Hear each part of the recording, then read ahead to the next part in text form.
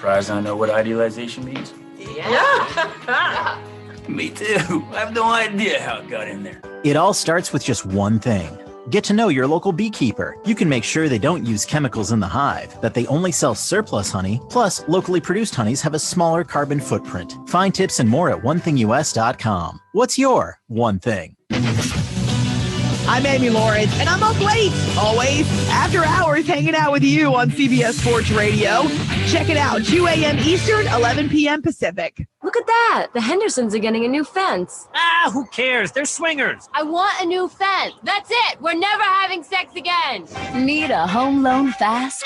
At the American Bank of Los Santos, we'll help you get the debt you need to make life easier. We'll show you how to look richer and be poorer. You need to impress people fast, not in 20 years. It's only a risk if you get into money troubles or the economy changes. Call American Bank of Los Santos. Now that the kids have moved out and have drug problems of their own, maybe it's time to install a luxury marble wet bar so you can get drunk in private. American Bank of Los Santos.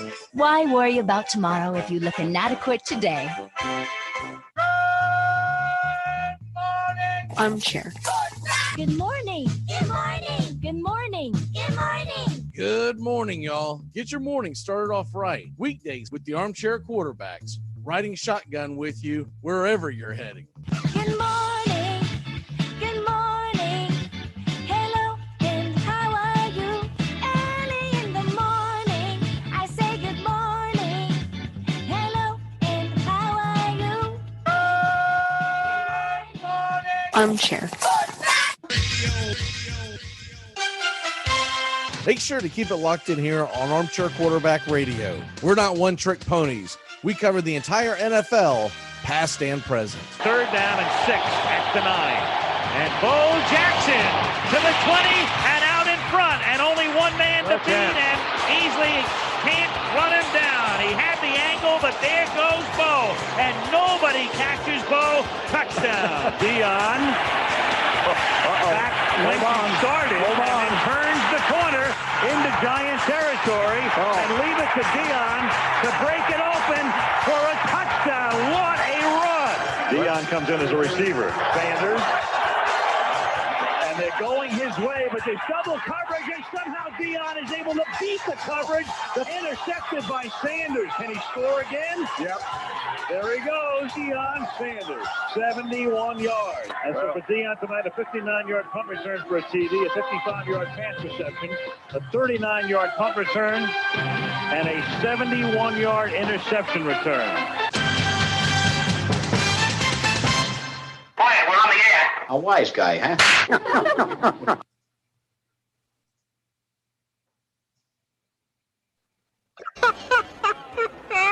We have been hoodwinked, bamboozled, and flat out deceived. There's something kind of about a kid that's never played baseball. Make sure to listen to the Armchair Quarterbacks.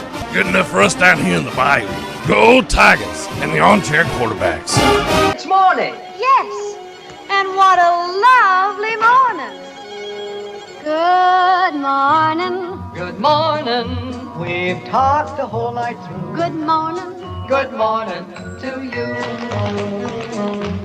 I pledge allegiance to the flag of the United States of America and to the republic for which it stands, one nation, under God, indivisible, with liberty and justice for all. Everybody, give me your best shot. Oh my God, where do I even begin? You know, it's not a good sign that this is the first time a lot of people are realizing you had a show. Your logo was stupid. It looked like a big purple penis and your ratings blew. We did about the same as Bob's Burgers. That's your bar? Oh, shame on you. This is good. This is constructive. The talking bear was so bad, Seth MacFarlane quit voicing him after season 2. It's hard to make a talking bear funny. It worked out okay in movie form. What was supposed to be the show's audience? Who did you make it for? Like some black guy who's never met another black guy? Anything else? Yeah. Here's 4 seasons worth of DVDs of what we've been up to. You know, just so you back up to speed. And I'll warn you ahead of time, these have jokes in them. Armchair.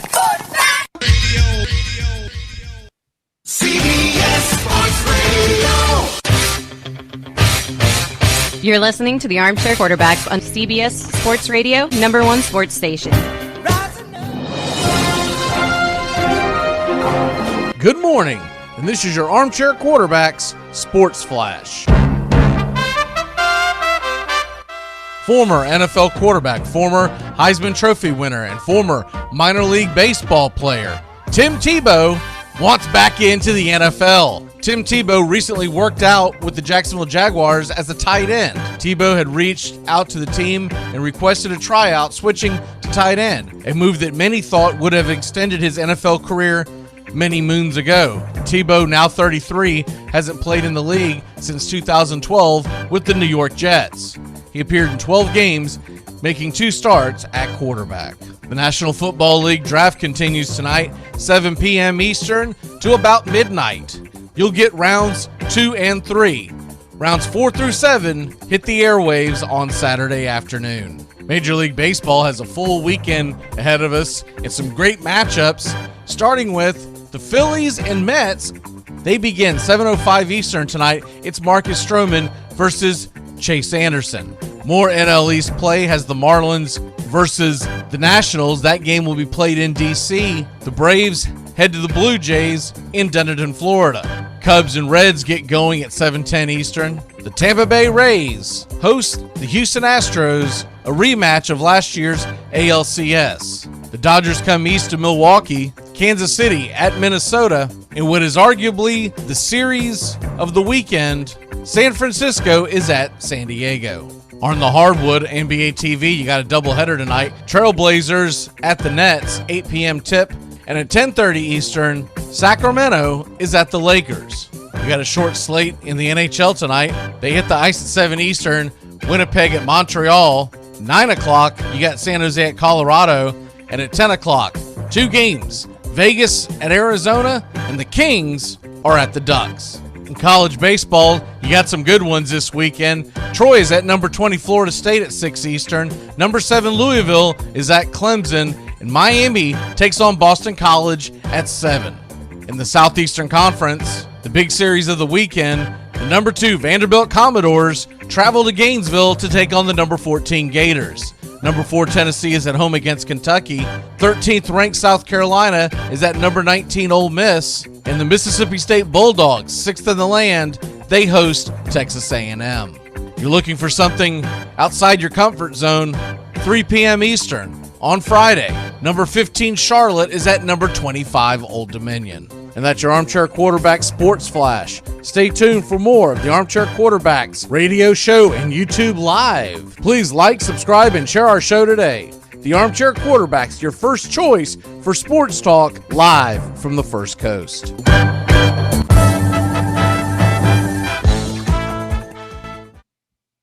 Good morning. It's time to wake up, y'all. You're listening to the Armchair Quarterback Show. We're here weekdays on CBS Radio, YouTube Live, 8 a.m. Eastern, 7 Central, 5 Pacific. The Armchair Quarterback Show, your first choice for Southern sports talk. Good morning, Mr. Justin Waller. Good morning. I don't know much, but I know one thing. I was reminded last night that Bill O'Brien removed the Houston Texans from the NFL draft till 2025. One can only hope he can do the same for Alabama recruiting. Hi, I'm Mac McKee, and I don't know much, but I know one thing. Where the hell was the Fields family right before the pick? I think they were out there, going around. They were either chugging a beer or doing a little this, because who the hell just disappears from the room? You're listening to the Armchair Quarterback. I love working for Uncle Sam. I love working for Uncle Sam. Lets me know just who I am. Lets me know just who I am. 1, 2, 3, 4, United States Marine Corps. 1, 2, 3, 4, United States Marine Corps. My Corps. My Corps. Your Corps. Your Corps. Our Corps. Our Corps. Marine Corps. Marine Corps. Armchair.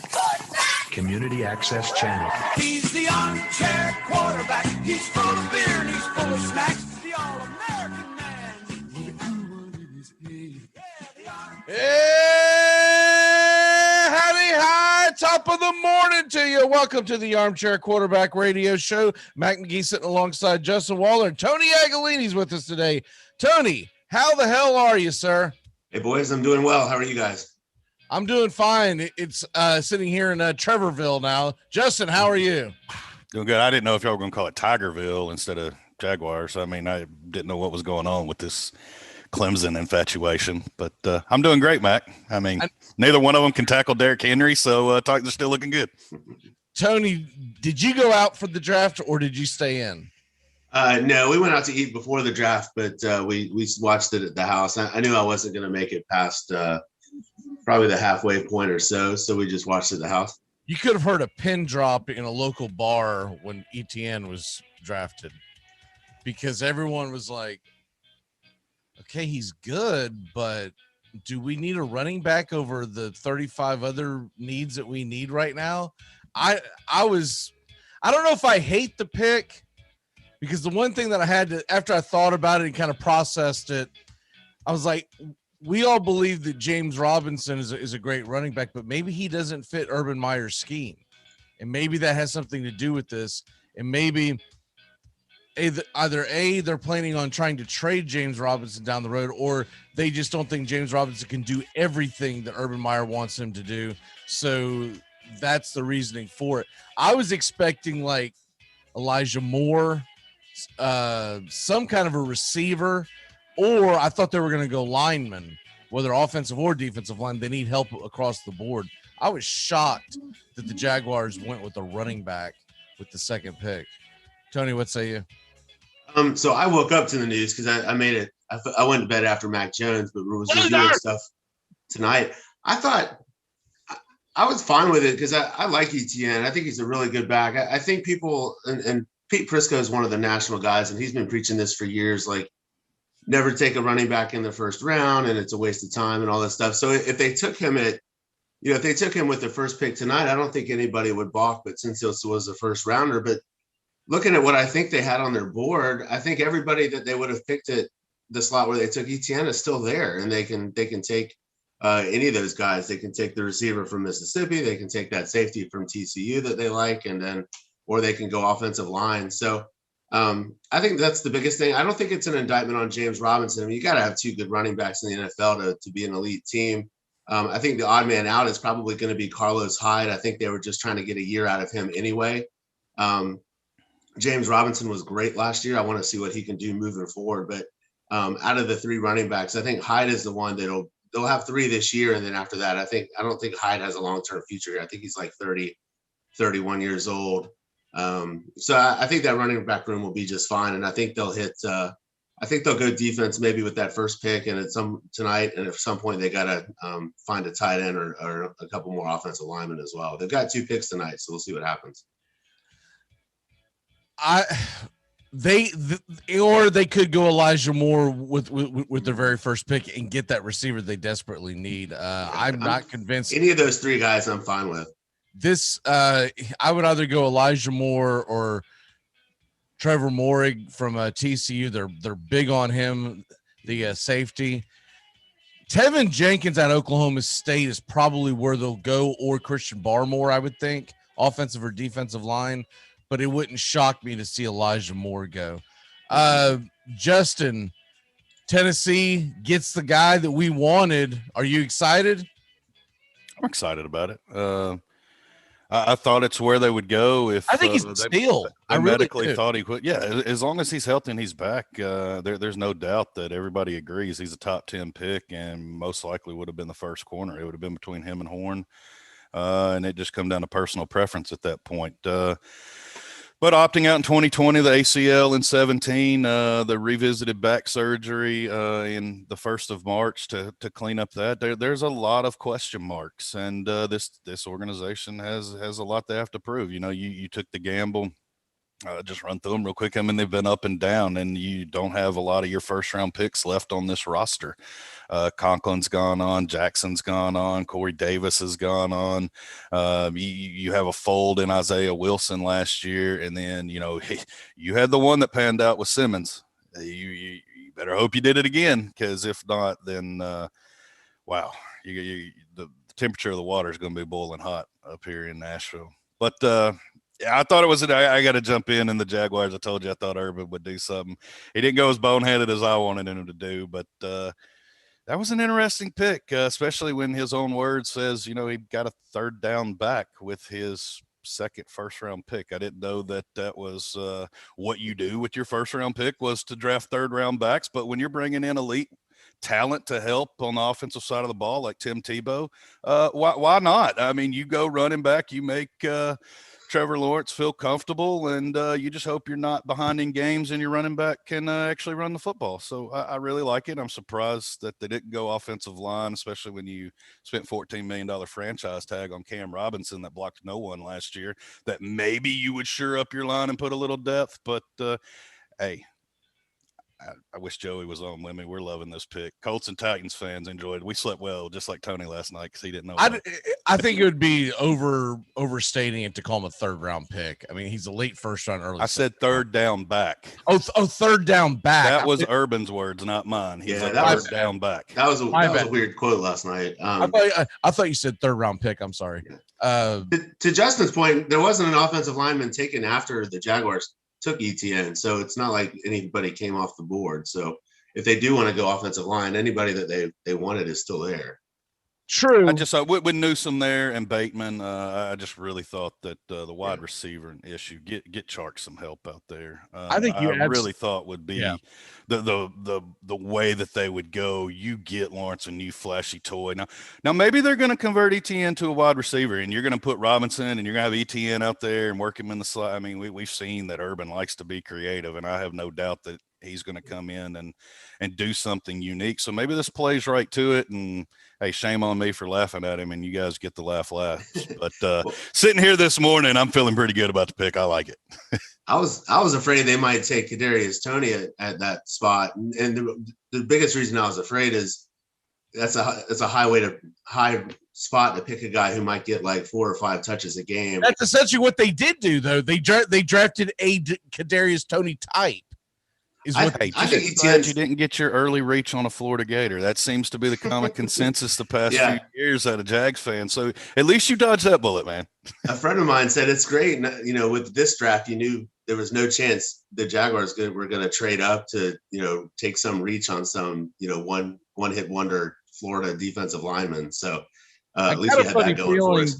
I got a funny feeling though that ETN's going to be used more than just the third down. I could see him being put in the slot because the guy's a flat out track star. But I'm banking on the fact that somewhere in the second round they are going to go offensive lineman. I would tend to think they're going to get the best available one with the first pick. I've got that guy as Tevin Jenkins, 6'6", 320 out of Oklahoma State. They might go wide receiver for the second pick. I could see that, but at that point you're almost ignoring your defense, so they might win. There's still a lot of good receivers left on the board, so I think they'll probably go lineman. And I'm really dumbfounded by this because I felt like he was a first rounder. I'll say it again. Christian Barmore of Alabama is still sitting there, so that could be the Jags pick. But to Justin's point, I mean, they just franchise tagged a tackle that is not franchise worthy. It was out of desperation, right? So you did that to go, okay, we're going to pay you too much this year. You better invest that because we're not doing it next year. If we bring you back next year, it's going to be on a club-friendly deal. And so they've got to build that offensive line because Trevor Lawrence is going to do you no good if he's upside down with his helmet twisted sideways every other down. Right. Agreed. But it does make it an exciting brand of football already for Jacksonville. But I'm in the belief they don't have a true number one wide receiver. DJ Chark vanished last year, and you can't call a guy a number one wide receiver. And I know that there was issues at the quarterback, but still, he absolutely vanished last year. So at best, in my book, he's a number two.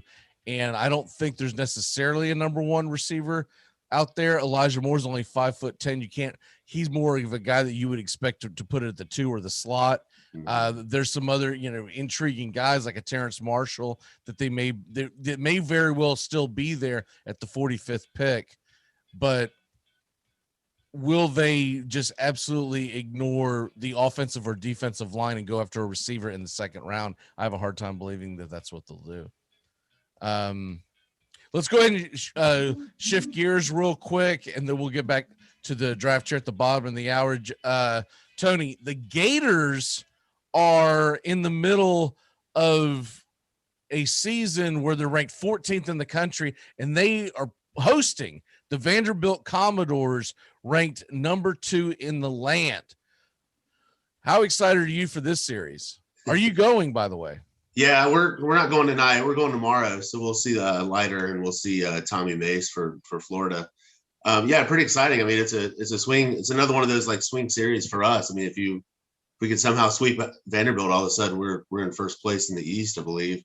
I'm hoping honestly just for 2 out of 3 and don't get swept. It would be good.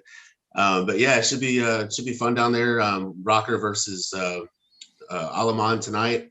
Leftwich versus Leiter tomorrow. Or I'm sorry, Mace versus Leiter tomorrow, and then Barco. And I forget who Vanderbilt throws on Sunday because everybody watches the headlines for Friday and Saturday with Rocker and Leiter. But it's a big test for us. Obviously, our pitching's not going to matter if we can't hit. Like if we're losing 1-0 games and we're giving up, we're wasting good pitching performances, then that's not going to help. But yeah, it should be good. I mean, we didn't have to go to Vanderbilt last year due to COVID, so. Back-to-back trips to Gainesville for them. But they're loaded. I think we're pretty good, but we just cut down on the errors and play good defense and try not to walk anybody. Walks are still an issue. It was a big issue up at Auburn. We won 2 out of 3 last weekend.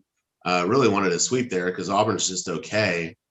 But too many walks and some control issues from pitchers. But I think the hitting for the most part is there for us.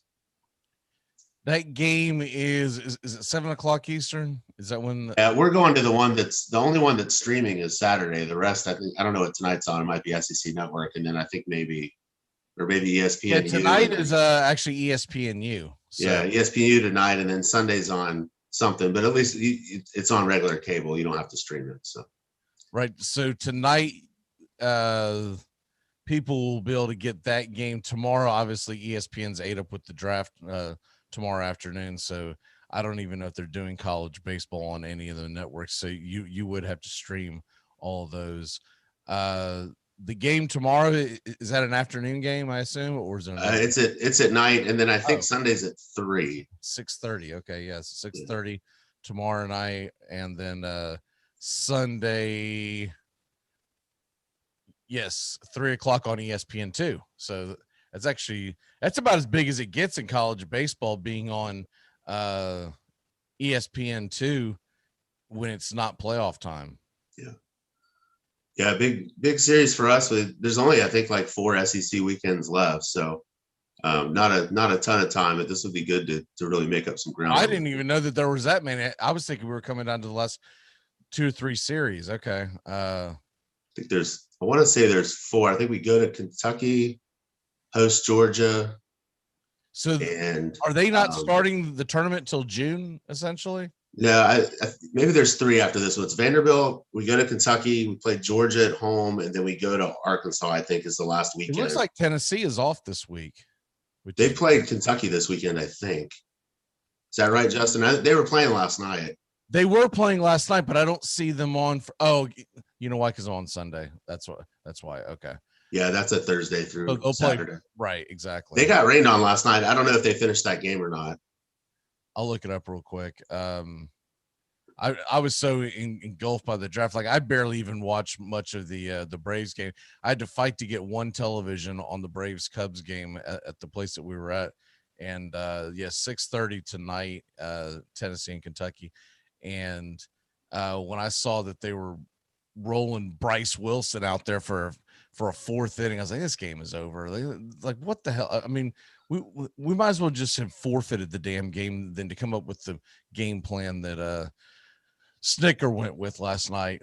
But last night, the Tennessee game, let me see if I can find the score real quick. Tennessee won 14-4. So there you go. Justin, did you catch any of the Braves game? Yeah. Flipped over, seen it was, I don't know, 8-3 or something weird. I said, enjoy it, Joey, and flip back to the draft. I tuned out. That was the all I saw. Yeah, it was a disaster with what they did with the pitching. It was dumbfounding. Wilson was struggling the first 3 innings because he was going off of 3 days rest, which made no sense. We talked about this, but you expected after he got out of the mess that he was out of, giving up, I believe it was 4 runs at the time in the 3rd inning, that they were leading off with his hitter spot. You figured they were going to go to the bench and go to the bullpen. No, they had him out there hitting. I was like, all right, man, I don't know what the hell Snicker's doing here, but he's definitely not trying to win this game. Anyways, back to the baseball real quick. Looks like Arkansas is now ranked number 1 in the country by Division I. I don't know which ranking you typically go by, Tony, because there's like 9 different baseball. There's a bunch.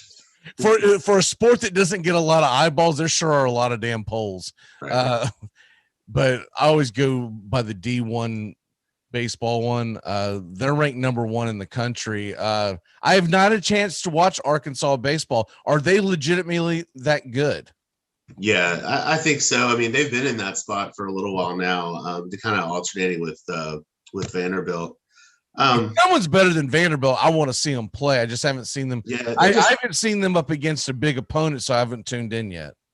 Yeah, they hit really well. They've got good pitching. They don't have elite pitching like Vanderbilt does. I just think their bats are probably better than Vanderbilt. I think that's really the big difference. Like they can knock the other team's pitcher out by the 3rd or 4th inning and then just kill the other team's bullpen. So it's just a different approach, I think, than what Vanderbilt has. I think that's the difference between the two. Yeah, Arkansas is real, and that's kind of what I was getting at. Like Florida needs as many wins as possible in the next 2-3 weeks, and then we have to finish at Arkansas the last weekend of the season. So I would rather not have the SEC East come down to that. I'd like to have like a 2 or 1 or 2, at least 3, maybe 3 game lead headed into that, so you can escape there and win in 1 out of 3, and come back and still be in contention for the SEC. But that's this weekend, and then that finishing weekend against Arkansas. Those are the 2 toughest left. Georgia and Kentucky are just okay. Tuesday, May 25th is when the SEC tournament starts, so it'll end at the end of May. So they do like Tuesday. It's like play-in games, and then it starts double elimination on Wednesday. Like it's a quirky tournament. When they expanded, the SEC tournament became real weird. Like some teams don't play till Wednesday, Thursday. Some teams play on Tuesday. It's different. Yeah, I want to say the ACC does. I don't think the ACC invites every team. There's a cutoff, but I can't remember what it is because we're never like at that yet. We're not at that point yet where we're trying to fight in to be the 12 seed or something like that. Yeah, all these conference tournaments are different. It's almost like basketball. They're all the same, but I think the ACC still does like that pod play where like you're in a pod with 3 or 4 other teams. You play them all, and then you advance out of that. Or there's each conference does it a different way. And you mentioned which college baseball thing to cover. Kendall Rogers with D1 baseball does a really good job. That tends to be who I lean on for the college stuff. Yeah, I think D1baseball.com and was it Baseball America probably does the best college baseball. Yeah. If you go to ESPN, you're just basically going to get like a scoreboard from 7 days ago is all you're going to get. I think they have like half an intern paying attention to their baseball page. What is your walk-off for the day, sir? There's too much going on to bug you guys with golf. They are in Tampa. It's a little bit north of Tampa, Innisbrook. So I'll probably watch the end of it on Sunday. But that's Justin, should I just mute his mic talking about golf with all that's going on? No, I hope Urban's listening and Urban's watching golf and drafting bad football players. I mean, I'm all for this. Keep it going, Tony. He's definitely I'll watch a couple hours on Sunday. He's definitely drinking. I can't watch Saturday the draft. It's too much. I'll watch a little bit tomorrow night to see what the Jaguars do. But there's some guys left on the board. I'm curious to see where they go. I was excited to see Kyle Pitts go to Atlanta. I think that's a good spot for him. Kadarius Toney going to the Giants. I think that's good maybe for his musical career. I don't know how that'll translate to football. hope it works out for him. I was worried the Jags would take him where they have him. I think he's probably a second or third round pick. I didn't see him as a first round guy, but I think he's another Percy Harvin, and it just really depends on how much you're going to utilize him. And of course, if he's going to get migraines every other weekend. Yeah, don't take him and give him the ball 4 times a game. Like, you got to get him involved. All right, brother. Well, we'll see you next week. Look forward to it, and I'm definitely looking forward to the draft tonight, and we're going to talk about that on the other side of the break. We'll be back in a flash. Take care. Yes, sir. We'll be back in a flash on the Armchair Quarterbacks. Sorry, Magician's Code. Armchair Quarterbacks Radio covers the whole SEC the whole season long. Chris Davis is going to drop back into the end zone in single safety. So I guess if this thing comes up short, he can field it and run it out. All right, here we go. 56-yarder. Does not have the leg. And Chris Davis takes it in the back of the end zone. He'll run it out to the 10, 15, 20, 25, 30, 35, 40, 45, 50, 45. There goes Davis. Oh, my God. Davis is going to run it all the way back. Auburn's going to win the football game. He ran it back 109 yards. They're not going to keep him off the field tonight. Holy cow. Oh, my God. Auburn wins. Auburn has won the Iron Bowl. Armchair.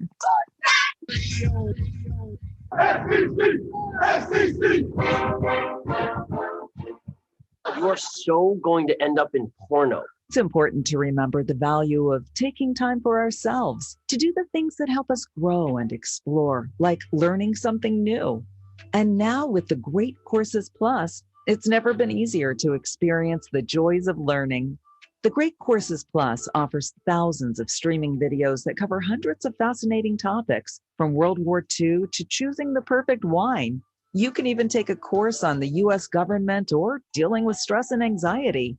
And because the Great Courses Plus partners with world-class professors and experts, you're always receiving thoroughly vetted, high-quality content from every lecture. Plus, you can watch or listen anytime, anywhere with the Great Courses Plus app. So take a little time for you. Sign up for the Great Courses Plus today for a free month of unlimited access. Visit thegreatcoursesplus.com/radio to get started. That's thegreatcoursesplus.com/radio. You're listening to the Armchair Quarterback Show. We're here weekdays. Drive time? Find the Armchair Quarterback Show on Facebook today. Stop the world and let me on. Make sure to listen to the Armchair Quarterbacks. Drive time. The Armchair Quarterbacks, good enough for us down here in the bayou. Go Tigers and the Armchair Quarterbacks. Good morning. Good morning. Good morning. Good morning. Wake up, y'all. It's time to get up with the Armchair Quarterbacks. The world of sports is changing every morning, so get up with the Armchair Quarterback Radio Show. To get up out of bed. Smoking, that's another one. Try to stop smoking. That's a beauty, huh? Well, with cigarettes, my wife and I, we made a deal, my wife and I. We only smoke after sex. I got the same pack now since 1975. What bothers me is my wife. She's up to 3 packs a day. I tell you the truth, my wife and I, we never have sex. Now, we get undressed. We can't stop laughing, you know? But I'll tell you one thing, when my wife does have sex, she screams. Oh, especially when I walk in on her.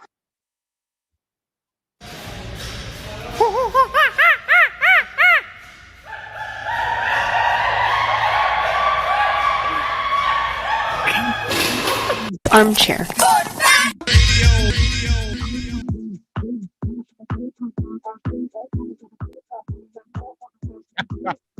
Man, I saw that video, Justin, and I was like, that is definitely something one of us would do to our wives out shopping somewhere. Welcome back to the Armchair Quarterbacks. Good morning, Friday morning, CBS Sports Radio, YouTube Live. Go out and find us today, Armchair Quarterbacks. We're in day 2 of the NFL draft. Let's go ahead and react to the first round because we only really got into the Jags and the Titans. Kind of spin around and see what the hell else happened. It's all coming back to me now. As I polished off 3 buckets last night, and for someone who doesn't do that much anymore, it started getting wonky around pick 27. But anyways, I'm here. I survived. Had a good time last night. Zach Wilson, no one was shocked by that. I was sitting with a couple of knuckleheads that were saying that they shouldn't draft Zach Wilson. It's like, dude, I'm not going to even entertain this argument. The guy has rated off the charts, and just because he played at BYU doesn't mean that you should have some kind of prejudice against where he played at. You know, a lot of these fans out there think that only because if they don't play east of the Mississippi that they can't be a great quarterback, right? I'm not one who buys into that, but I will say this: the number 3 pick overall, Trey Lance, that one shocked me, and I think that one's going to be a bust. And what I mean by a bust is if you're drafted as a quarterback in the top 3 picks and you are not playing at a decently high level by the end of 2021, I think it's a bust. Because if you were just looking for a project, you could draft later in the draft. So you trade up to get a guy at the number 3 pick overall. I think he's got to be starting on week 1, and I don't think he's ready. I would have much rather seen the 49ers go with either Justin Fields or Mac Jones. Nothing against Trey Lance long term. I just don't think he's going to be ready by week 1. What say you? If your plan was for Garoppolo to work a year, I don't draft a project at that position. I probably would have shifted and went Kyle Pitts because I would have eliminated the Falcons from picking him up. But that's just me. I would have done it differently, and they obviously don't care about my opinion. So I don't see why you put that project in at your 3rd overall pick. I mean, you leave that for the Patriots at 15. I mean, let them have the project. You've got the number 3 overall pick. This needs to be an instant day 1 starter, period. How scary. If not, it's not a return on your capital. Trade out of the position. How scary would it have been had Miami kept that pick, or if Houston never traded away that pick and you gave Deshaun Watson, assuming he's allowed to play, you give Deshaun Watson someone like Kyle Pitts. Holy crap. Now Atlanta's got him.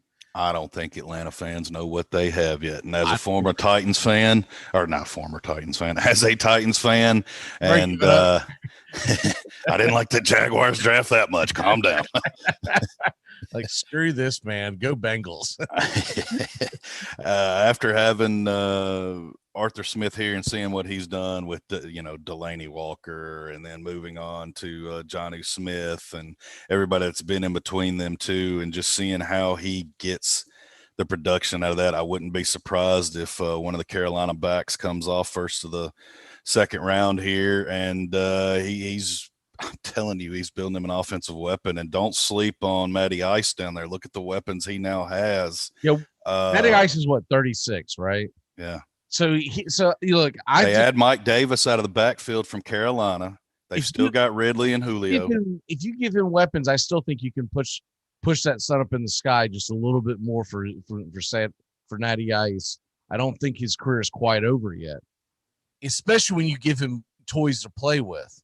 And so this notion that they had to go quarterback, I think, was kind of goofy for a lot of people. Matty Ice, when you watched him last year, he was still throwing a great ball. He was just on a team that was constantly behind and playing for their lives. So, yeah, I'm with you, man. You have to remember, Arthur Smith made it through Marcus Mariota. Matt Ice is 10 times better. He won football games with Mariota. Right. He will make Matt Ryan work and get through until he gets his guy in there. And then when he gets him a quarterback, look at when he flips the script with Tannehill last year. I think they'll probably go receiver this next pick, don't you? Because if they are going to trade Julio Jones, which is what is being rumored, you've got to start addressing the fact that you need a second receiver, because number 18 is not a lean on receiver for the Falcons, for Atlanta. He's a guy that disappears all the time. So if you take Julio Jones out of that offense, Kyle Pitts showing up makes it a lot better, but I think they've got to go receiver. If not with this next pick, then I'm going to see what Atlanta's picks are like at this point. I don't have that pulled up quite yet, but I know they've got a lot of other needs, but don't you have to make wide receiver a priority? I would think that they would. I don't know where they plug it in there. Okay, I've got it. They don't have another pick until the 3rd round, 4th round, same deal. And they do have 3 5s and 2 6s, but that's not where you're going to get your starting receiver. So I think they probably go wide receiver if there's one that they like that's available, assuming the Jets and Jaguars don't go bananas and just start grabbing receivers. Then at that point, you got to go elsewhere. But yeah, adding Mike Davis along with Todd Gurley's back, right? You've got a good running game, and you can draft a running back deep in the draft that can contribute. That happens all the time. I think Atlanta's going to be a lot of fun to watch this year. When you go past that pick, you get the Cincinnati Bengals, and I think there's some mixed reviews on what they should have done. I know Brian has already chimed in this morning saying that he would have rather seen them get Sewell. The fact that they went receiver kind of has him kind of scratching his head. I can see that because at this point right now, when you're talking about going in and making your pick number 5 overall, and you've got a quarterback who's coming off the injury, it's great that they add Jamar Chase. But were you not a little shocked that they didn't go Sewell? No. Really? I thought that wide receiver would be the pick. It's what I picked for them in our draft. It's hard, man. I know it's hard because I say I don't like the opt-out guys, but yet I'm pro Caleb Farley at the 22nd pick. But I think that was value that fell at the number 5 pick. You just put a lot in a guy that has had a year off of football. I don't care what one practice workout at a pro day looked like. He's been out a year. You're going to put all these kids into training camp, and I'm curious to see how many of these opt-outs pull muscles and go into the start of the season injured. I hope we don't see it. I hope they get them worked out and stretched well, but man, I'm just very worried. I would have went Smith. I like the wide receiver. I think you get help. You replace AJ Green, you get Burrow some help, and then you come back and address the lineman because this is a deep line class. Now, some guys say you go the other way, you get the lineman now and you come back and get the wide receiver later. I think there's enough depth at offensive line that the plateau's still high enough. It's not the drop-off that you have in wide receiver. What concerns me about drafting Chase is he had the year off. But the reason why, remember, we did our shocker picks yesterday. I don't remember if you were still on or if it was me and Joey, but that's the one that I picked was I thought I picked Chase going to the Bengals. I still think they should have went Sewell, but the reason why I think they went Chase was because the guy played with Joe Burrows at LSU and they had a phenomenal relationship. And so that's why I thought they would go that route. I just think they should have addressed if Penei Sewell is half the lineman that they say he's going to be. I'm just a big fan of drafting an offensive lineman, an offensive tackle when it is a need in the first round, especially at the top of the board, because you make that pick and you don't have to worry about that position for at least 10 years, right? And you're just like, that's our guy. Move on. You draft a receiver, you might be drafting that same exact position in 2 years from now when you're like, that dude just sucked. There are a lot of Kenny Britts out there, right? And so you're just like, well, here we go again. Let's try this again. Offensive linemen are usually a safer pick, and I guess the conservative in me wants the safer pick because if I use high draft capital, I want to make sure that dude is not a bust. You go to the Dolphins, they go Jalen Waddle. I think that was a reach. And I think Miami should have either grabbed Sewell themselves or possibly tried to trade back. What say you? Again, I still think they drafted the wrong wide receiver. I'm telling you, that's going to be mine. My come out of this first round is Devonte Smith. My hot take's going to be the best wide receiver out of all these. He's going to play with a chip on his shoulder. We've seen how the young man plays. We know that he's a young man that's got a head on his shoulder and he's focused. So I'm not worried. The only thing that's going to hurt him is if plays if for Philly. Well, yeah, plays for Philly because his quarterback is in question. If he is. I liked what I saw out of Hurts, but the league hasn't gotten tape on him. You go around the second time around, if Hurts is not a phenomenal quarterback, then he gets hurt by that. But other than that, I love Devonte Smith, but I just feel like grabbing receivers that early in the draft, unless they are a slam dunk, I think it's a reach. And all the Bama fans that I know and hang out with, and like the ones that I actually talk to, and I value their opinion, because you got to filter that group out. They all say had Waddle been healthy, we wouldn't know who Devonte Smith is. And I mean, they say that without laughing. And that's a hard thing for me to sit there and digest and still take them seriously, but they truly mean it. So I take it to heart because, I mean, they eat, sleep, and drink this. And if that's truly how they feel, then, man, was it a stretch? Because without the injury, can you have two Heisman Trophy winners on the same team? Can they share it? Because if I'm not going to know who Devonte Smith means, that's a heck of a statement considering what that young man put up last year. If you look at the other thing too, is the fact that they signed Will Fuller in the offseason, the Dolphins did. So it wasn't really a need, I don't believe. And so when you look at the wide receiving but core, it's that familiarity thing that they wanted to do, that they just did in Cincinnati. You wanted to get someone that Tua knew. Maybe Tua made the pick. Maybe they just went to him and said Waddle or Smith, and he picked Waddle. It's not a bad thing to have new friends. Okay, I'm just putting that out there. Well, I don't know. Have you seen Today's World, man? I kind of like the friends I have. These new people aren't seem to be like the ones I've got. You got Devontae Parker. You got Will Fuller. I don't know if the pressing need at the top of the draft was a wide receiver. Not that Waddle's not going to be a good wide receiver. I'm not saying that. I'm just saying the need to me would have been go get that quarterback that looked like junk last year. Get him is the best cheat code in the business, which is what?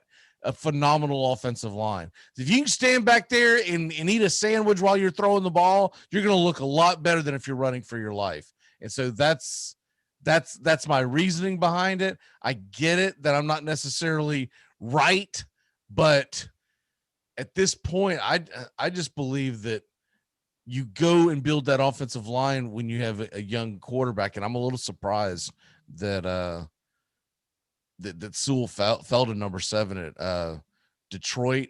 And then Detroit shocked me because I thought they would be the ones that would grab Justin Fields, and they went offensive line. And that's not a terrible idea, but I guess maybe they really are going all in on Jared Goff and saying to hell with it. If Goff doesn't prove out to be what he is, then we'll draft a quarterback next year. And so I get that part. I do want to get into what's happening real quick, because with everyone watching the draft last night, they probably didn't see some of this stuff. The Major League Baseball scoreboard real quick. Won't dive into it. Cards over the Phillies. Rays drop one to the A's. Interesting, though, they were showing on Major League Baseball Network Chris Bassett having a tell on his pitches. It'll be interesting to see if Bassett gets bent out of shape about this. But Tom Verducci was going over the tape of the game played that day, and essentially what he was showing was that there was a tell if there was a fastball coming or if it was an off speed. That's the short of it. It'll be interesting to see if there's any kind of blowback from that. Orioles beat the Yankees. The sky's falling in New York again this morning. They're freaking out about the Yankees. The Yankees fall to 11-14. Braves lose to the Cubs. Cubs get a much-needed win, 9-3. They are now 11-14 on the season. Braves are 12-13. Still atop the NL East, as they will begin a series with Toronto this weekend. And the Diamondbacks beat the Rockies last night, while the Brewers held on and beat the Dodgers, which is probably the biggest story. Lightning won last night. looking for the Preds game. Did the Preds play last night? They don't play again until Saturday. Okay.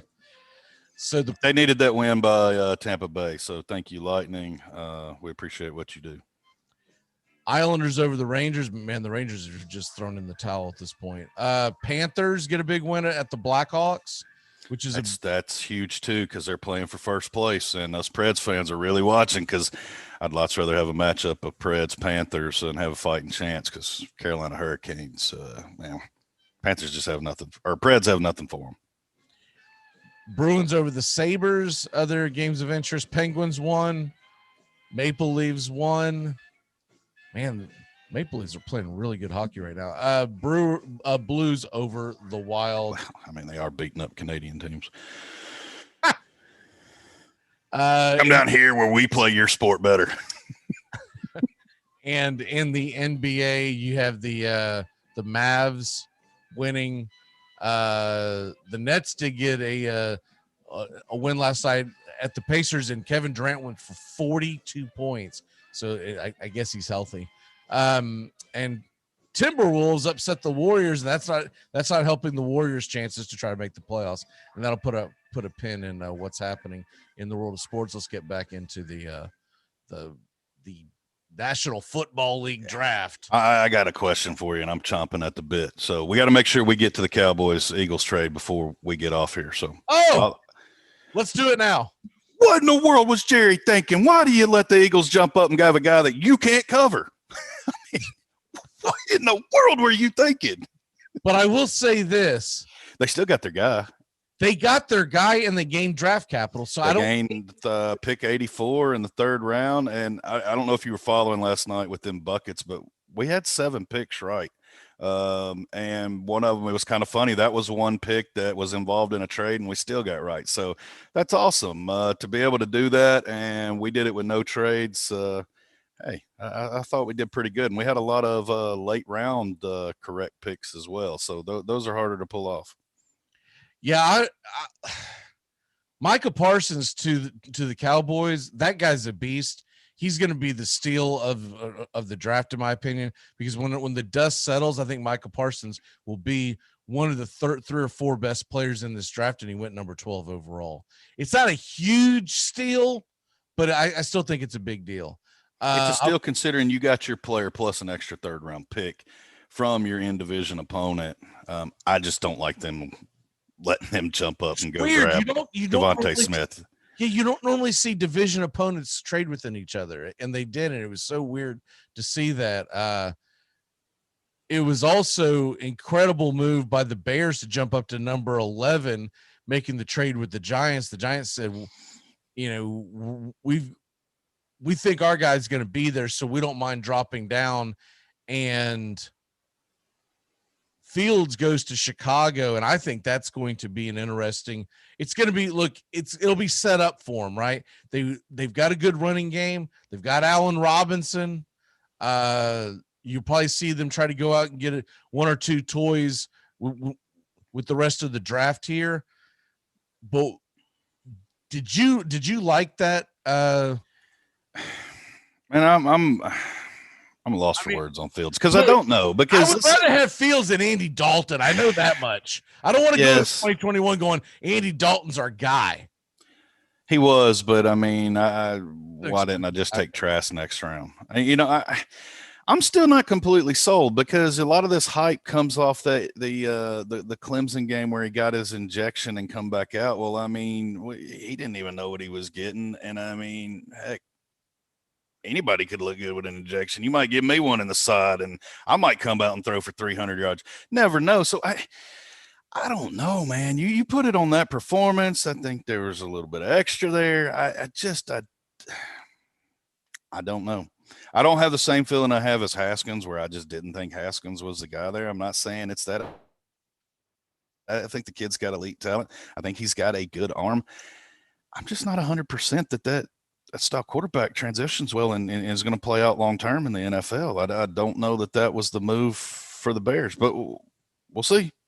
I'll tell you what, it's going to make that division interesting because if Aaron Rodgers gets traded, like this report came out yesterday that he wants out. Now they're the idiots. They should have trade the dude. Quit saying you're not going to trade him. Get your value. Yeah, I think I would have tried to move him because if he's going to be hard-headed like this, I don't know if he's got somewhere I'd – where do you like him to go? He has 3 teams he had eyed, and that was 49ers, Broncos, and the third one is escaping. I want to say it may have been the Jets, but I'll tell you what would be a great fit for him. What if you trade him to the Raiders? Because the Raiders have some draft capital. And that was the third team. It was not the Jets. It was Raiders. Okay. It was Raiders. That's the first one that popped into my mind because they kept saying they have to go out west to talk to him. And I was like, is he just wanting to live out near the West Coast?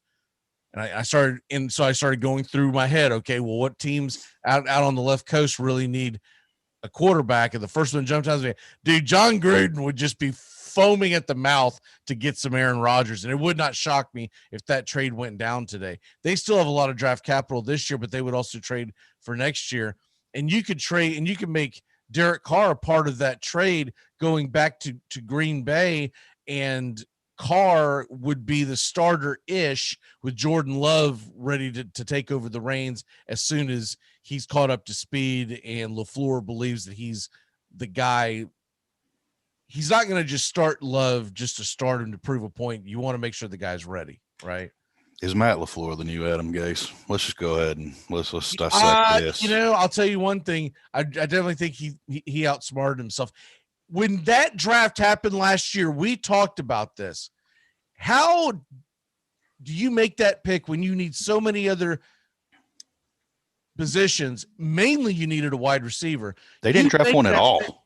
You make that pick, use your first round pick to piss off your future Hall of Fame quarterback.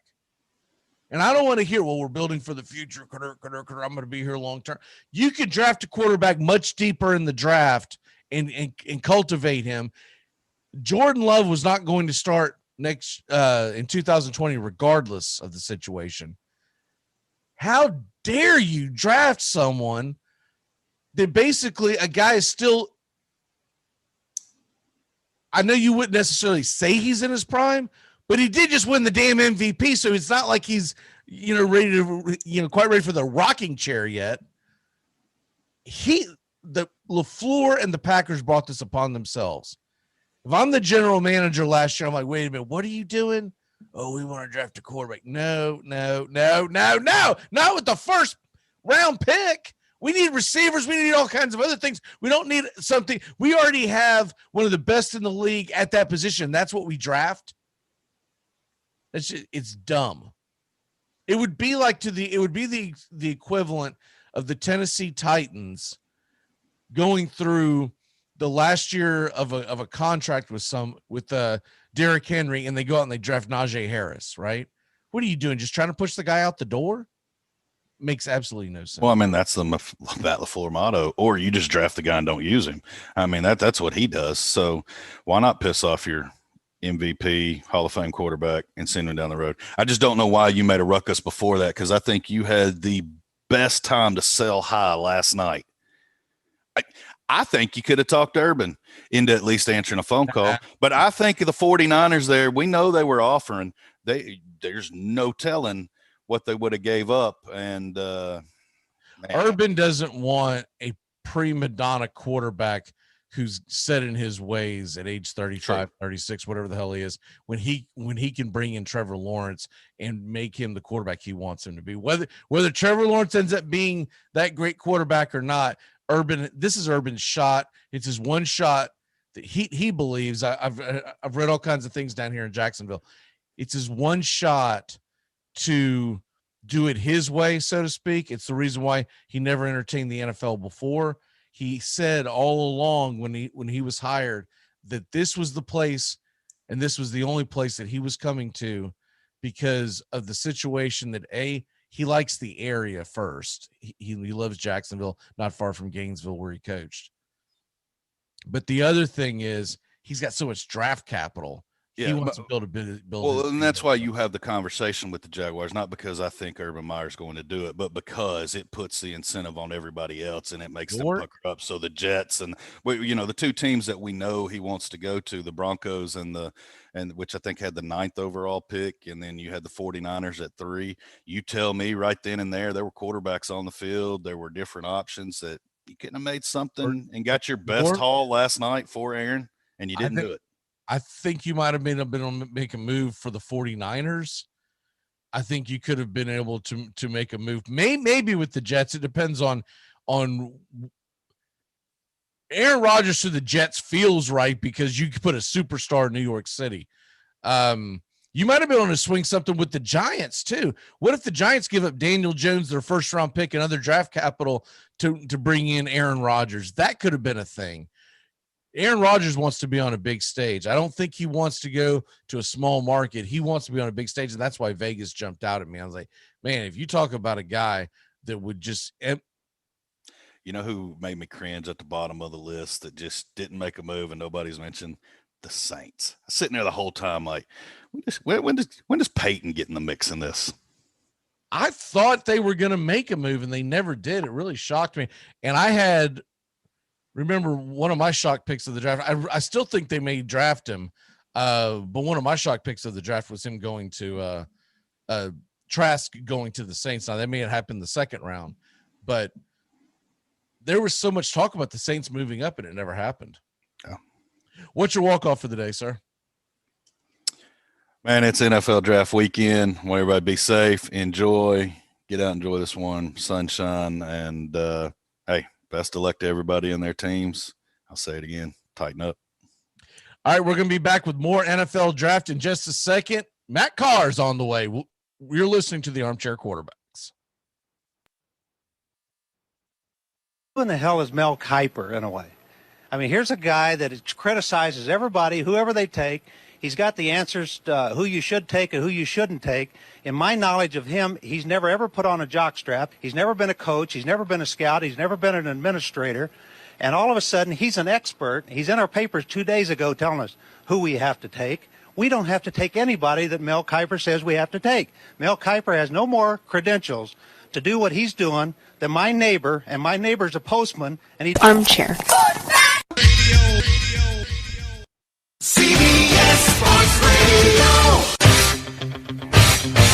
Radio. You're listening to the Armchair Quarterbacks on CBS Sports Radio, #1 sports station. Good morning, and this is your Armchair Quarterbacks Sports Flash. Former NFL quarterback, former Heisman Trophy winner, and former minor league baseball player, Tim Tebow wants back into the NFL. Tim Tebow recently worked out with the Jacksonville Jaguars as a tight end. Tebow had reached out to the team and requested a tryout, switching to tight end, a move that many thought would have extended his NFL career many moons ago. Tebow, now 33, hasn't played in the league since 2012 with the New York Jets.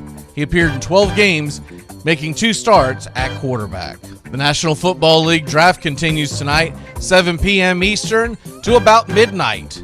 You'll get rounds 2 and 3. Rounds 4 through 7 hit the airwaves on Saturday afternoon. Major League Baseball has a full weekend ahead of us and some great matchups, starting with the Phillies and Mets.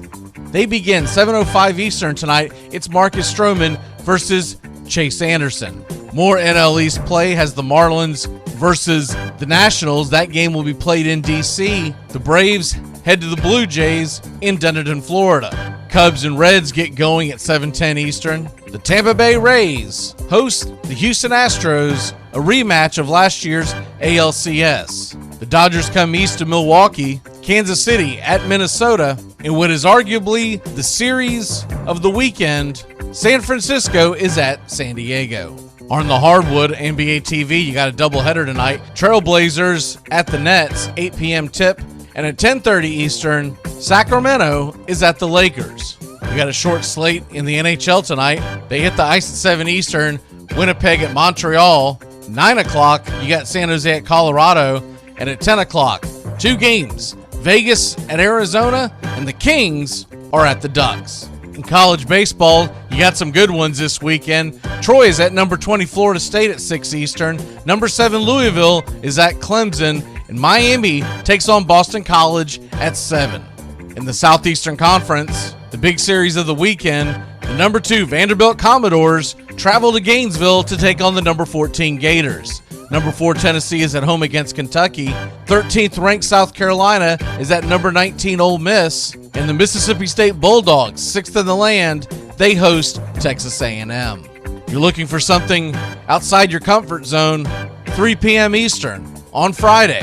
Number 15 Charlotte is at number 25 Old Dominion. And that's your Armchair Quarterback Sports Flash. Stay tuned for more of the Armchair Quarterbacks radio show and YouTube Live. Please like, subscribe, and share our show today. The Armchair Quarterbacks, your first choice for sports talk live from the First Coast.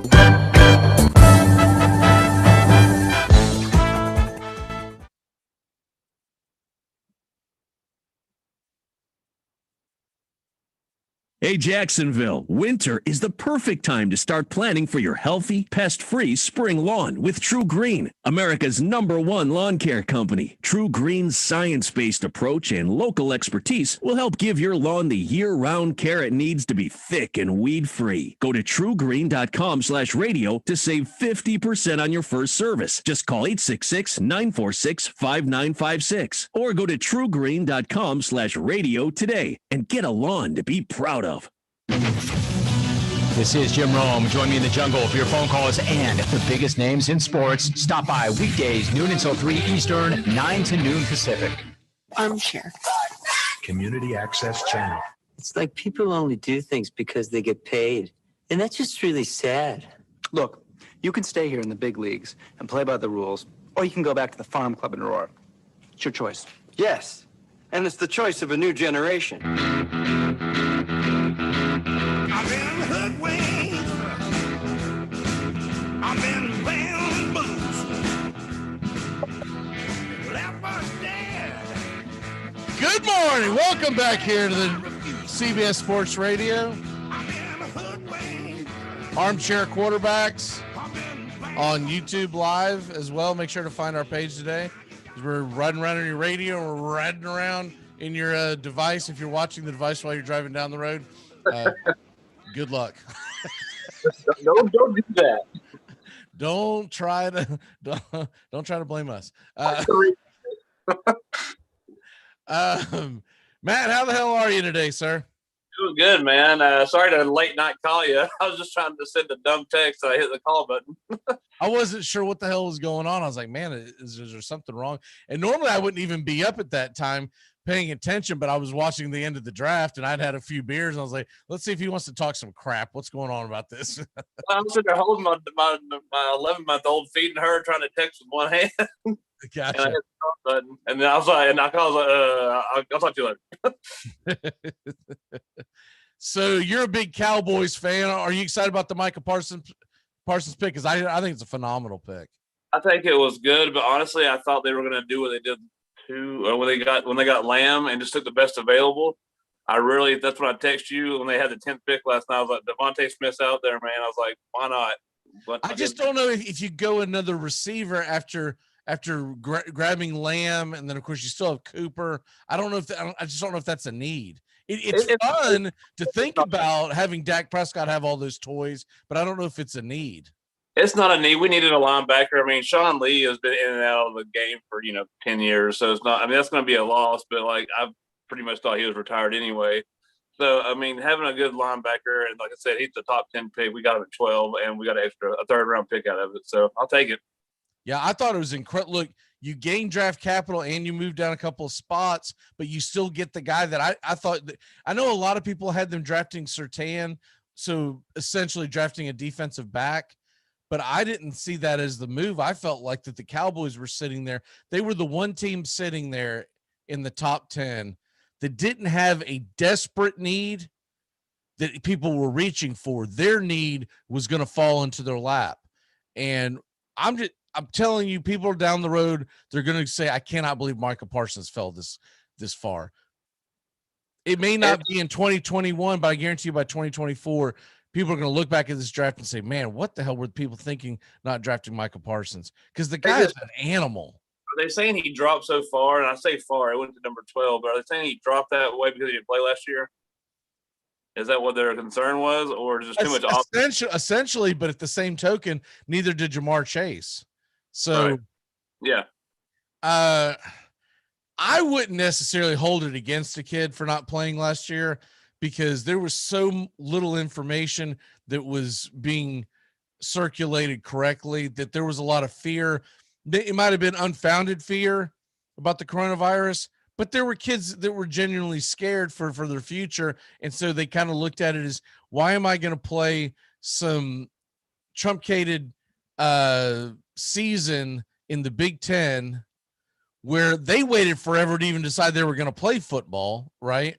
So I think that's got a lot to do with it too.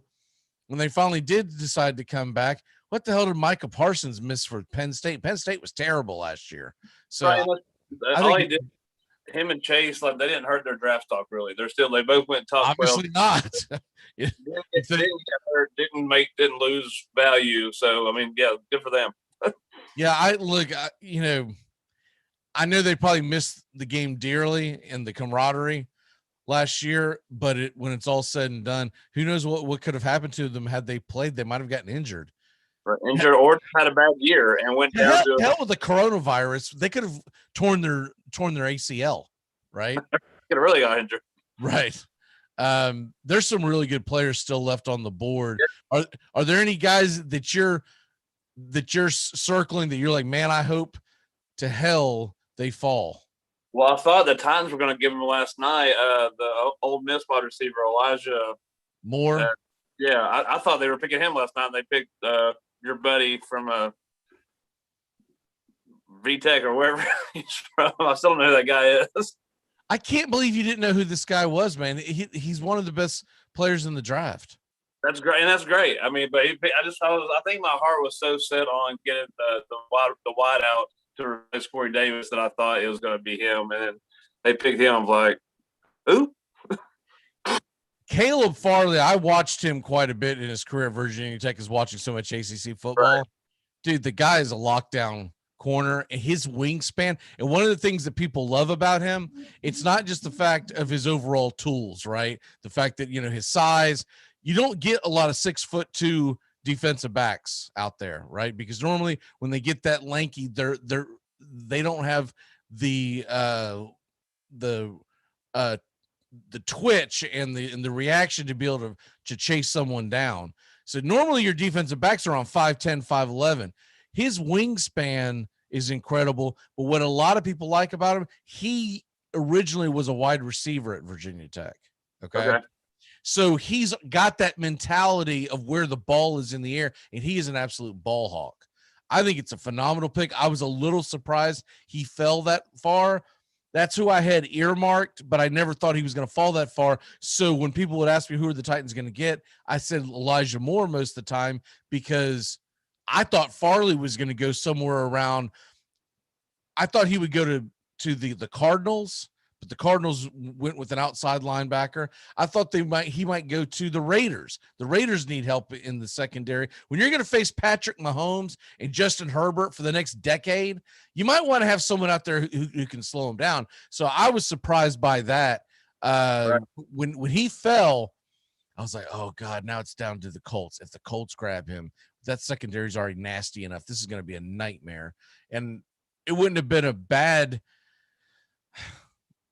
if the Titans would have ended up with Kwity Paye, I'd have been okay with that. But I really wanted Farley. Is the that's great, man. I mean, I'm a Titans fan, and that's good. We need somebody. We lost some people this year on defense anyway, so I mean that's good. But I really wanted that Ole Miss connection. Just the last two Ole Miss receivers you heard about are just killing it. So, but the difference between the two of them is, or of those three guys that you're referring to, you're talking about AJ Brown, you're talking about DK Metcalf, right?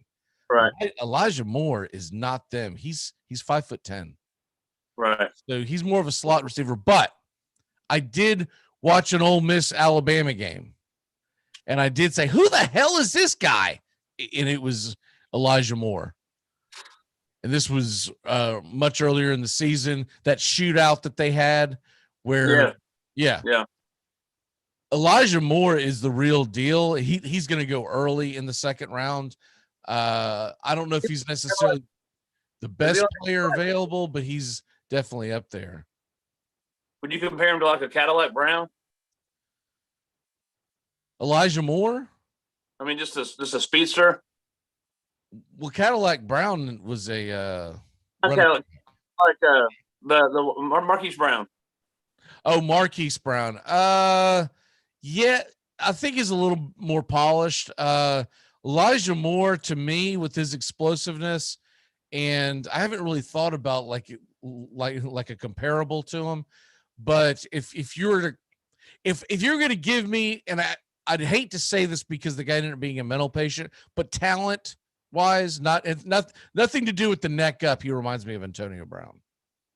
Okay, that's big, man. I would take that all day.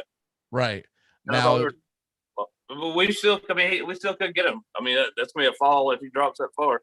I'll tell you another gem that's still out there. That Florida State was terrible last year. We all know that, but Asante Samuel Jr., that guy's the real deal. And he's one of my favorite players still left on the board. Him and Christian Barmore are my two favorite players still left on the board. I think Tevin Jenkins is intriguing because he's the best offensive tackle available, but I wouldn't consider him one of the best left on the board. My two favorite ones, or three if you count Elijah Moore, would be Asante Samuel and Christian Barmore of Alabama. He's an absolute beast. It really sucks because I really wanted to root for. There's two people I wanted to root for in the draft. I wanted to root for Trevor Lawrence, which he's in division, so I'm not going to be rooting for JAGS. And then honestly, Devonte Smith, man, I wanted to root for him too, but then he went to Philly in division. So I'm going to have a hard time pulling for him being in Philly. You've turned me into a quasi Cowboys rooter. I don't know if I'd call myself a fan, but I do like watching the Dallas Cowboys football. I just do. I used to hate the Cowboys 20, 30 years ago, but that was a lot of that had to do with I wasn't an Emmitt Smith guy and I wasn't a Michael Irvin guy, but that was because of my college affiliations. I no longer hold that against players anymore. I used to really, if you were a Hurricane or a Gator, I was not pulling for you no matter where you ended up. Even if you ended up on a team I was pulling for, I just didn't want to see you do well. That's faded over the years, and now I can separate that. And when it comes to the NFC East, they're just a fun team to watch, and it should be a lot of fun watching the Cowboys and Giants, who I think are the best two teams in the division, fight it out this year. Washington's going to be in that mix. I don't know if Philly is really going to make that big of a jump, because my question is, and still is, who is their quarterback going to be long term? Is it Jalen Hurts, or was he pushed into action because Carson Wentz was so bad? I think that's return, man. I think Jalen Hurts is going to be the real deal, honestly, and I hate saying that. I was not a fan, of his, but like I said, Devonte Smith seems like a class act. He was just a beast, and the first couple of games, I'd say yes, but his last couple of games, he was not that impressive. Right. I think that is our future for now. When NFL defenses get the book on Hurts, that's when we'll find out how good of a player he really is. And I'm not saying he's not a good player. I hope he is, because he's fun to watch. Right. But I don't know if he's going to be able to hang. You're going to try to tell me that Hurts is going to have shootouts and win these shootouts with Dak Prescott? I'm just not buying it. The Cowboys stuck to last year because they didn't have a quarterback. That's the only one. Dallas scored 40 a game. That's not a problem with Dallas, but they're giving up 41 points. So that's the problem with Dallas. Well, Philly's defense was not what it was in past years, and I thought maybe Philly was moving up to grab Micah Parsons. And when that trade happened, I was like, I cannot believe Dallas has traded down and they're going to give Philly their Micah Parsons. That was the guy by far I thought Dallas needed. So I cannot believe they just did this. And then when they picked Devonte Smith, and of course I'm sitting in a bar and it's all a bunch of fans that typically just know 10 to 15 names in the draft, and they're all offensive players, and they all played in the Southeastern Conference, right? And so that like, they got the best player in the draft. I was like, no, dude, this Micah Parsons dude is the real deal. I just thought that the Dallas won that trade. Right. Oh, definitely. Definitely. Because if you sit there, Devonte Smith is going to be there at number 12. Yeah. That trade made him a top 10 player. Yeah. Go ahead. My biggest surprise in the whole draft, and you'll probably understand it being down there more than I do, but Jacksonville's second pick. Yeah, Kid Rasco is chiming in here. Evidently, he's a Cowboy fan on the YouTube, and this is exactly my point. Why did the 49ers trade 2 first-round picks and a third for a quarterback that's probably going to be sitting on their damn bench? Right. I mean, you like Lyles though. You like him. You're a fan. What's that? I thought. I mean, you're a fan of him though. You think Lyles is going to be a big deal? I thought. Who? The San Fran quarterback they drafted for 30.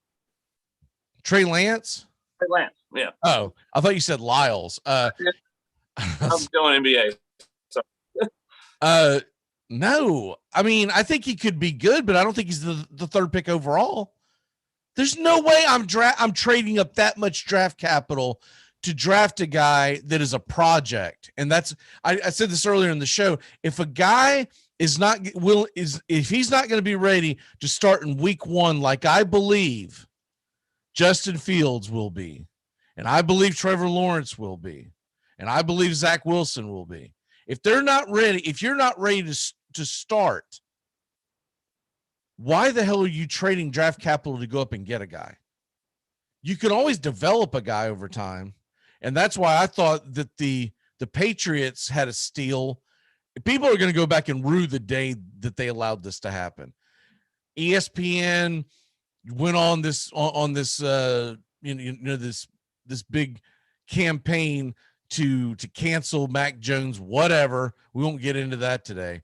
But when it's all said and done, dude, Bill Belichick got the guy that he wanted. Bill Belichick got the closest thing to Tom Brady that he could draft.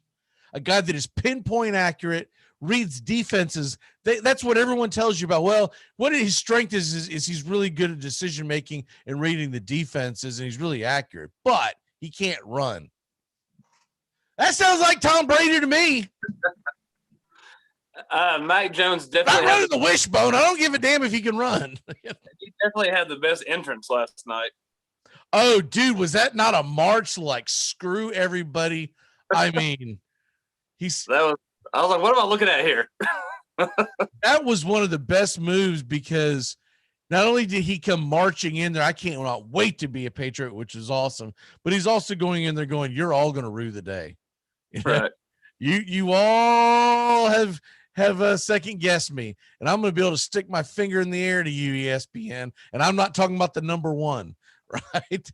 Because ESPN canceled him because of their agenda that they get on every year. But when it's all said and done, he fell to Belichick, and Belichick's just back there just going, oh, yeah, baby. Once he got to around the 10th pick, the people I was sitting with, I was like, man, I thought it was going to be Trey Lance because I didn't think anyone would be foolish enough to draft Trey Lance into the 3rd pick. But I still stand by my statement that I made a couple of weeks ago when we were doing the draft, and we got to that point. And I drafted Trey Lance because Mac Jones was already gone in the draft. But my statement still stays the same. And now the collective groan from the rest of the NFL is Bill Belichick gets the quarterback that he wants. And didn't move. Didn't have to move. Didn't have him to look. I mean, dude, Mac Jones is just marching. He was like, let's go. I go from Saban to Belichick. Screw all you. You know, I don't have to go to Chicago and question whether or not my coaching staff knows how to coach up a quarterback. Same thing with the Jets. We don't know. Well, we don't, for that matter, we don't know that Urban Meyer is going to coach Trevor Lawrence well in the National Football League. He's never coached in the NFL, but we know Belichick, if you can get him a decent quarterback, by the way, this just in, Cam Newton, you're on the bench week 1. But back to what I was saying, why did Jacksonville take a running back at that high? Was that a best available situation? What he said was that they're getting him for 3rd down back, et cetera, et cetera. But essentially what it is that I think is that Urban Meyer doesn't feel like that they have explosiveness in that offense, and he wanted to get the best available offensive player. That makes sense if that's the reason. That makes sense. But besides that, Robinson was good, man. He's a good little running back. Robinson's good, but I'm not necessarily convinced that Robinson is the type of running back that Urban Meyer wants in the NFL. He's looking at, I think he's looking at the big picture too. Won't the Jaguars be behind and losing a lot this year? Right. You're going to have a guy can catch the ball in the backfield and is explosive. I also believe he's going to be used in the slot. I think they're going to try to put Robinson and Etienne on the field at the same time quite a bit. As much as we love Robinson, he may just not be the guy that Urban Meyer sees carrying his offensive load, and he wants as many weapons as possible. Robinson isn't great catching out of the backfield. He's good. He's okay, but he's not Etienne. I was a little surprised that they didn't go lineman and or Elijah Moore. I thought Elijah Moore would be a great pick, but there's a lot of receivers out there. I think the Jaguars are going to go lineman, whether it's offensive or defense, in the first pick. Okay. I would be shocked if they don't go either Jenkins or Barmore to start off, because that is a huge need for the Jaguars. And then after that, they get another pick. I think it's at 45. At that point, they may go lineman again and push the receiver to the third round. But if someone like an Elijah Moore is falling to the 45th pick, which is, what will that be? We've got the 33. So that's 11, 12 picks. I don't know if Moore will fall that far, but if him or there's other receivers that Jacksonville can build around. Jacksonville needs receivers. They need a number one. They might even be eyeing a guy like Terrence Marshall. I mean, that guy's 6'3", 205. They don't have a receiver like that on the team. They don't have a big target. And these LSU receivers, they're proven. They are proven. Hell, even when they didn't catch the ball in college. Like, how is LSU putting out all these receivers when they have like 27 yards passing a game, right? Like, who keeps going to LSU? Well, then Joe Burrows finally showed up and used all the toys that were there. These LSU receivers show up. Terrence Marshall's intriguing to me. Here's a dumb question for you. Take it as you want it. Who has more sales in Jacksonville in jerseys this year? Trevor Lawrence or Tim Tebow? Oh, it'll be Trevor. Tebow needs to give it up, man. What the hell is he doing? What a delusional dink. Seems like a really nice guy, but he can't put his toys up, and he just wants to keep playing. And I get that, and that's great. But I went back and watched tape when that news broke about Tebow, and the first thing that I went to was YouTube clips of Tebow playing quarterback the last time he played quarterback, which was 9 years ago. Right. And then also went to the year before, back when he was in Denver. And I was going through clips, and you see him running out of bounds, or just see him running in general.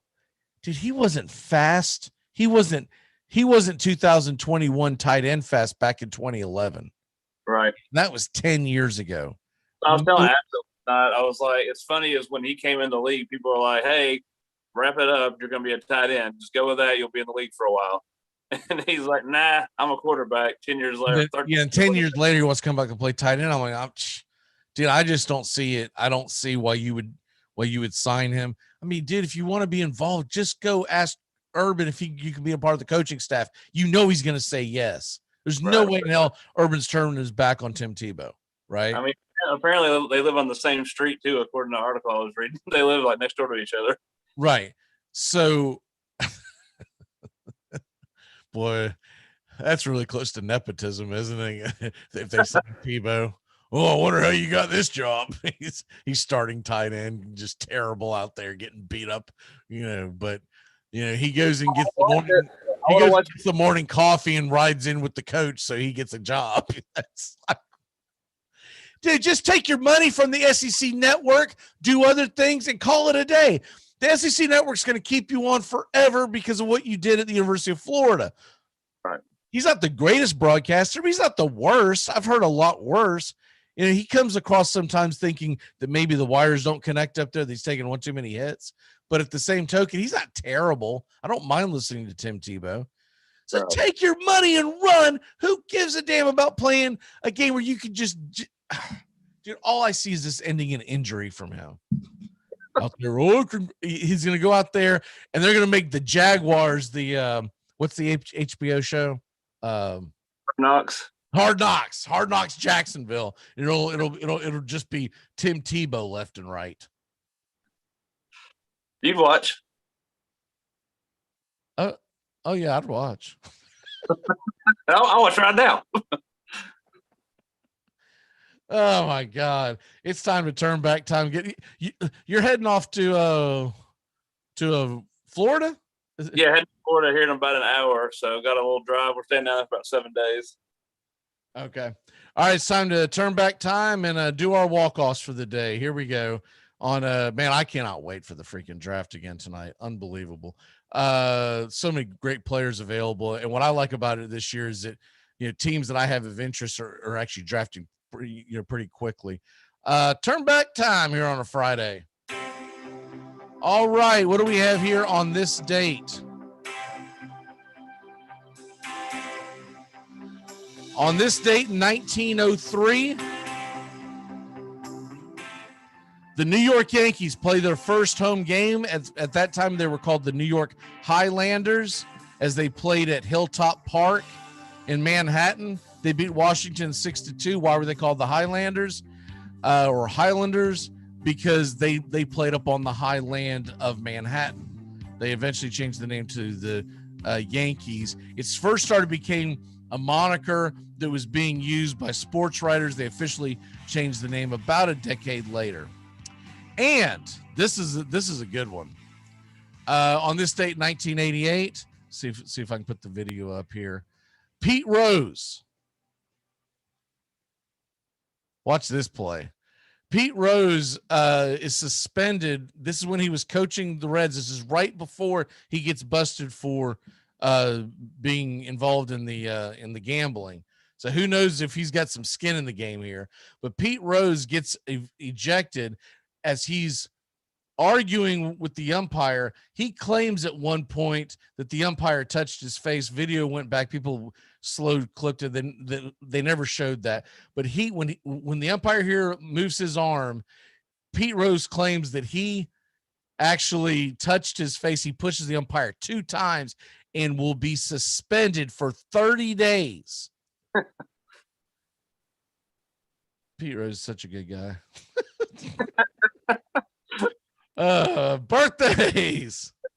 It's your birthday today. All right, we're just going to focus on one, Mr. Isaiah Thomas. Say it ain't so. 60 years old today. Oh, man, does that make me feel old. Of course, he was the 12-time NBA All-Star of the Detroit Pistons, won 2 NBA titles, and he was named as one of the 50th greatest players in NBA history when they had their 50-year anniversary. Isaiah Thomas. I think when people talk about the greats of all time, he's always overlooked. No one really talks about Isaiah Thomas, but phenomenal player, kind of questionable if you like him as a person, and really just, if you ask me if I like Isaiah Thomas, just ask me today and ask me tomorrow. I'm probably going to have 2 different opinions, because every time I'm like, I think, what a dork. Then he goes and does what I had to commend him for, was the video that we played earlier in the week where LeBron's talking about he's the greatest player to ever play. And then they go back to the NBA studio, and it's Chris Webber, Kevin McHale, and Isaiah Thomas sitting in the studio. Matt, I don't know if you saw that video or not, but they were basically saying, how dare you call yourself the damn greatest? And Isaiah said it best at the end of the clip. And this, I was like, okay, now I like Isaiah again. He said, what he doesn't understand about greatness is that if you're truly great, there's an elegance in class, and you don't have to tell people how great you are. And so, anyways, it was funny that Chris Webber was the one that brought it up and pointed it out, because you would never put Chris Webber in any kind of GOAT conversation at his position, but you would with Isaiah, and you could with Kevin McHale. Kevin McHale may not be the greatest power forward of all time, but he's in the conversation of top 10 easily. People don't realize how good he was. And Isaiah Thomas, same thing as a point guard. Isaiah Thomas was phenomenal. Chris Webber was a good small forward, but there's been so many great small forwards, it's hard to put him up there. What's your walk-off for the day, sir? I was just thinking about it as we were talking, and just seeing the draft last night. I know there's been COVID and restrictions and all that stuff, but, man, just looking back how lucky we had it in Nashville. You know, just how good Nashville did it and how big it was. It's like last night kind of got a little more taste of it, but it was just Nashville did it right, man. I said this in 2019. I'll say it again. When Nashville hosted that draft, the draft will never be the same. Right. Obviously, last year was weird because of COVID and whatnot, but you know, when Cleveland was putting things together, they were focused on what Nashville did. Right. They did the rock and roll thing. I would like to see them pan around and what they're doing around the city, but it doesn't seem like that they're doing all the stuff that Nashville did where the entire city was engulfed. But I will say that their stage, was impressive. Right. That was pretty cool. What Nashville did for people who didn't go to that, it wasn't the stage area. It was what the fans were able to do, walk up and down Broadway with there was an atmosphere, and it was really cool. I'll never forget being wowed by, it was such a simple thing to do, but when they took the traffic lights and put NFL as opposed to red, yellow, green, I thought that it was like the little details that Nashville was all over. I'm excited to see what they do in Vegas next year. My walk-off is we got the draft, second and third round tonight. I'm excited about that. I'll usually watch up until about somewhere towards the end of the fifth round, and then by the sixth and seventh round, I'm just like, I'll just check it out on the app.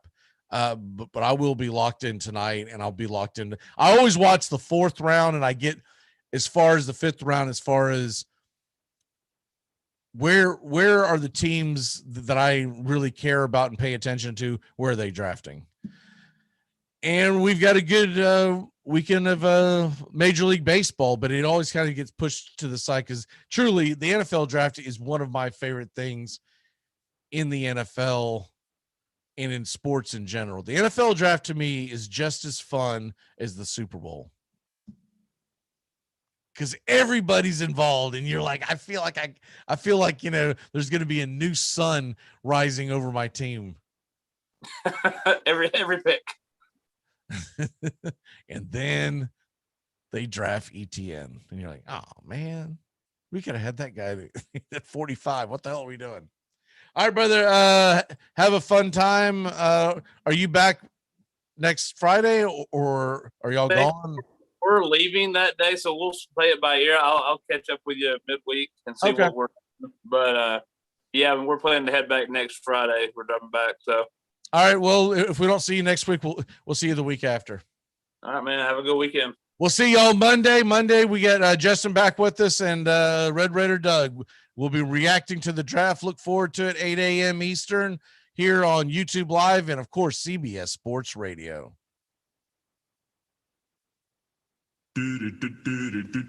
Goodbye, sweetheart. Well, it's time to go. We're back tomorrow with another show. Well, unless we're fired, we'll talk to you then. Goodbye, sweetheart. Goodbye. Goodbye. Guys and gals, it's time to go. We'll see you on the next show. Same bat time, same bat channel. Thanks for listening to the Armchair Quarterbacks on these CBS Sports affiliates and catching the show on YouTube Live. We're here weekdays, 8 a.m. Eastern, 7 Central, 5 Pacific. Find Armchair Quarterbacks on YouTube Live today. Please subscribe and share and take us everywhere you go. The Armchair Quarterbacks, your first choice for Southern sports talk, live from the First Coast. Gonna get another cigarette.